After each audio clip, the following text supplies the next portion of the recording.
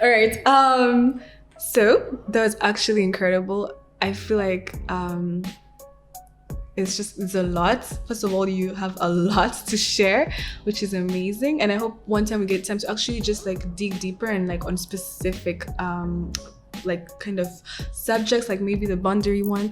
Raissa, you mentioned something that really stood out to me, and I think that's something that's actually in all the stuff we talked about, or like just my personal practice or rituals, that I really give a lot of importance: boundaries. And I think actually, if we were to just kind of try to summarize, like, or just say like, what's this one thing that actually would completely shift your kind of like your experiences or your timeline. I think boundaries, like knowing how to set boundaries, it's something that also I am working on. I think like learning how to say no sometimes, because I think like people used to tell me, Grace, like you are, I don't know if it's like people pleaser. Okay, I don't know if I'm a people pleaser, but like sometimes like because you're trying to not. Like you're trying to be too accommodating, but then you end up doing that at your own expense. Yeah, exactly. So I think if there's one thing that I would just share with everybody, I think like the most important thing, something that actually helps with our well-being, is learning how to set your boundaries. And it goes along with your self-awareness, like knowing this is me, these are my boundaries. You cannot cross these boundaries. And it helps you to navigate through life. I think that was just something powerful and something we should think about. But I think you can go ahead and like expand on that if you like, or just share any other tips that you have. So for me personally, I go about a few.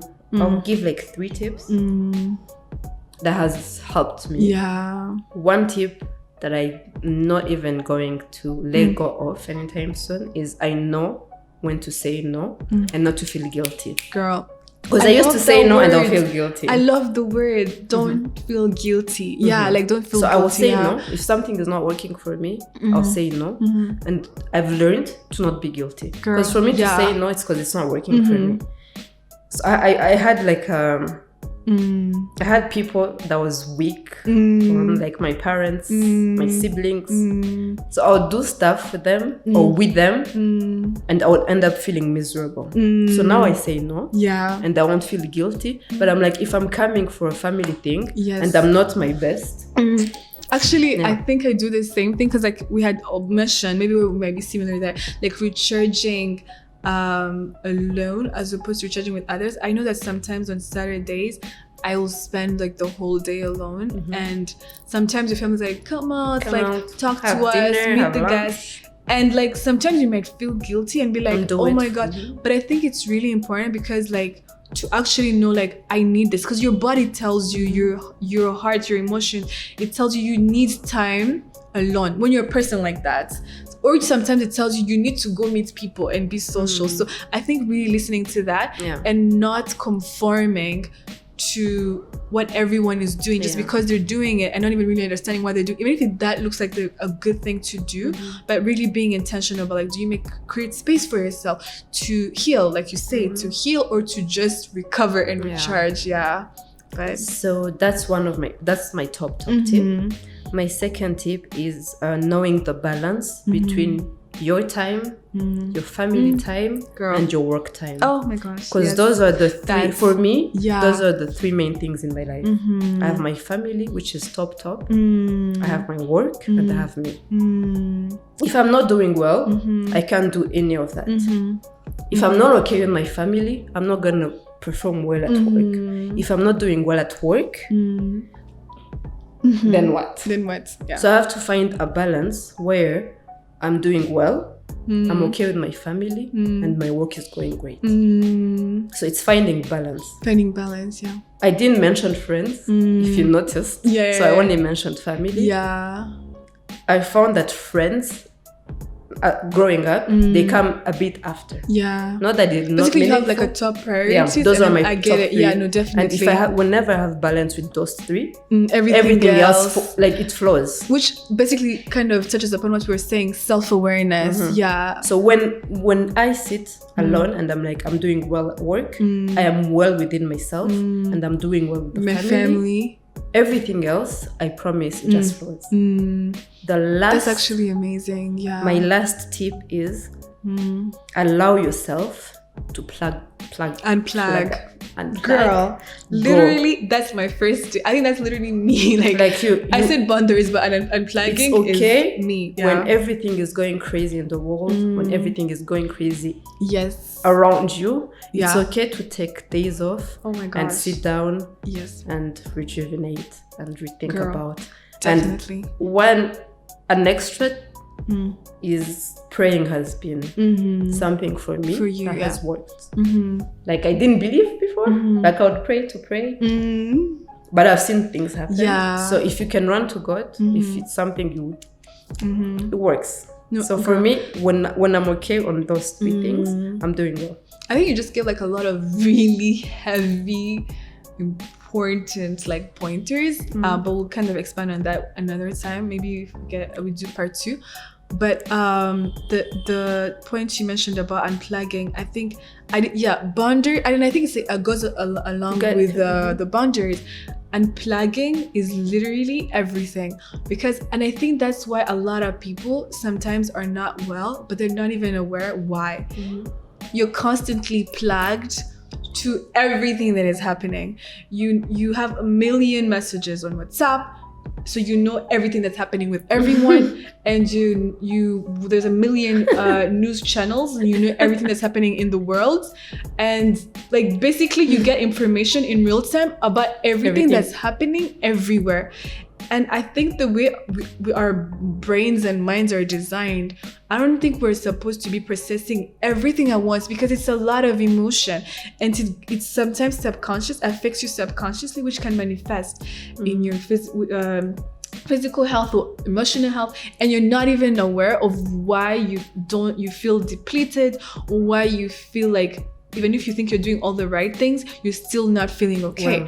Because you're not creating the space for yourself. You're not unplugging intentionally and saying, I'm actually not gonna connect with, like you said, maybe with people or with information or whatever else your regular routine is, because it's important for you to actually take a step back so you can actually have a distanced kind of perspective on really what's going on, and even why are you in the rat race in the first place. So I think that's very important. But I'll just let us kind of wrap it up. 3 tips. I think you kind of mentioned them, but I think like it's the first one that like you say, sometimes I didn't feel guilty, but people will like give you a hard time for it. Unplugging is literally my number 1 tip, because it allows me to always check in with myself and know, Grace, this is where you are, this is what's going on. And also to tune in inwards, but also to tune in externally, not just what's happening in the world, but also like wider. Because you mentioned praying. I think sometimes you get to hear the voice of whatever you believe in, your creator or the supreme power, or like whatever you call it, when you actually take time to kind of step back. And so for me, it is very, very important to unplug. Sometimes I will literally not check my phone messages. I will completely go offline, not check the news. I'll not know what's going on in the world intentionally, but I'll start to know what's happening in my world, my internal world. But I also start to get downloads of what's happening externally beyond our world, because I took time to tune in, because I think we have that power. And when you're constantly like overloaded by everything that's happening, it blinds you, and it kind of helps you you don't have you're not able to actually hear what else is going on, like download information that's channeled, like you use the word channel, that's channeled from a higher existence. I don't know, timeline. I don't know, something like that. Power. Yes. So a higher power. Yes. So I think that's like number 1. Number 2, boundaries. Everything. Boundaries is literally everything. Number 3, self-awareness. Taking time for yourself to really know who you are. Like separating yourself like from others. Like knowing this is me. This is who I am as Raissa or Grace or whoever. And then that informing how do you navigate in your life, like how do you move through life. And the other thing, like you said, like I think once you tune in, you also tune into the higher power. You connect to God or to your creator or whatever you believe in.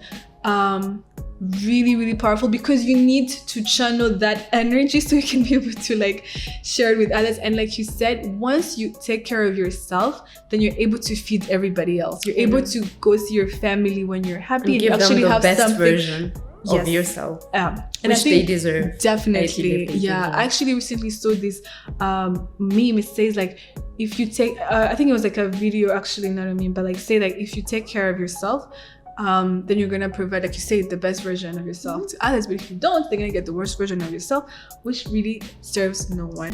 Before we end up, guys, nutrition. I didn't say that, but eat well. When you eat well, it completely affects how you feel. So fruits and just like really water, really understanding like what are you eating, because we did talk about like what are you taking in. So really knowing what are you taking, not just like information, but like what are you putting in your body, changes your life. Anyways, thank you so much, Raissa. Amazing. Love you.